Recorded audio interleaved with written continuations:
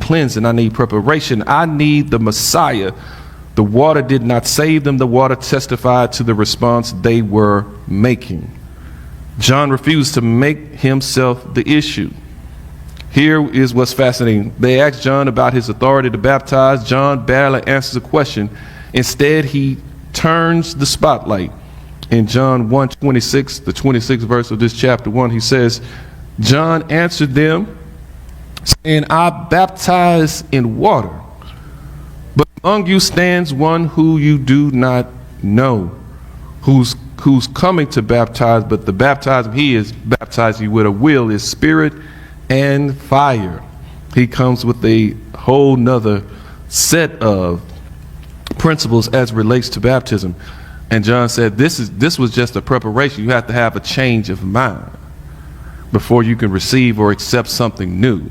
Because if you still thinking the same way about this Jesus, that he's just a carpenter, that he's just Mary's baby, that he's just Mary's oldest son, that he's just another entrepreneur rolling up and down the streets of Galilee, then you got it wrong and twisted. You need to change your mind. You somehow think that you don't need a Savior because you're good enough, because you don't do nothing wrong, because you get it all right. You got it all together. So you don't need any help in that relationship. Well, you got it all wrong and you need to have a change of mind.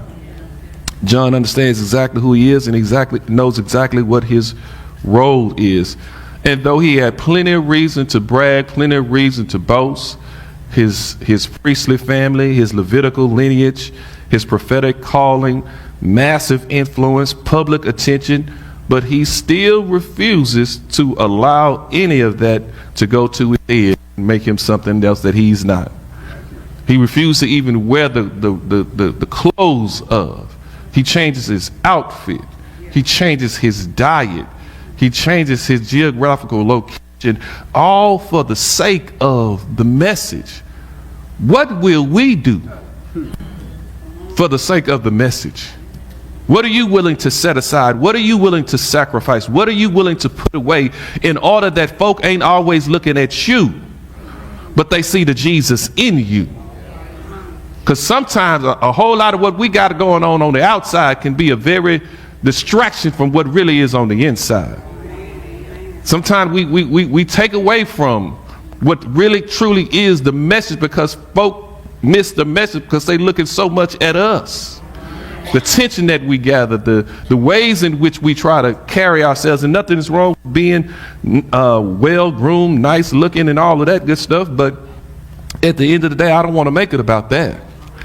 And so if I have to set that aside, if I have to remove it, if I have to take off the three-piece suit, if I have to take off the custom-made shirts, if I have to take off the Annihilator Gators, I don't need the attention in that direction. Boy, I don't want them to be the last words. When they roll me up here one day and all they got to say is, man, he sure did look good. He sure was sharp. He sure knew how to say it. Ooh, he was so gifted. He was so talented. I don't want none of that because the Lord ain't going to be worried about none of that. He's not going to say, well done, thy good and well-dressed servant. That is not what he's going to say. Faithful servants that serve his purpose. And we can get so caught up in our own purpose, our own agenda, that we miss what it is that we should be really focused on, and we lead other folk away from what the focus really is. And they start making it about something that it is not. And that's why you hear people say, you know, you invite them to church, you tell them, hey, I want you to come to church with me, I want you to whatever. Man, some of the first thing they say is what? I ain't got nothing to wear. What? What you mean you ain't got nothing to wear? You got on clothes right now. That is acceptable. And it's one thing to say, but it's another thing to see. Because that's all they see us come to church in. They like, yeah, you say that because you got it. You can say that because you wear it. I don't want to go up in here looking like somebody else. And well, let's remove that. Let's take that excuse off the table. Matter of fact, me and you can wear matching T-shirts to Sunday. So we gonna have on the same exact thing.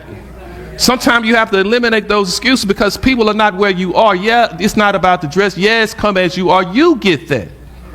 But they don't understand that. They're not there yet. They still have some growing to do. And so is it going to hurt you this Sunday not to wear the new dress? Not to wear the new suit? Is it going to hurt you just go and put on a T-shirt and some jeans and come to church like that? No. It really might bless you. Hot as it is. Need all them clothes on? No way. John understood grace, and that's what it is. That's what it means to set other things aside. It's to be gracious. I'm going to set who and what I am, my personality aside, so that maybe you can feel more comfortable. Yeah. They don't deserve it. It ain't nothing earned or deserved, but you understand grace.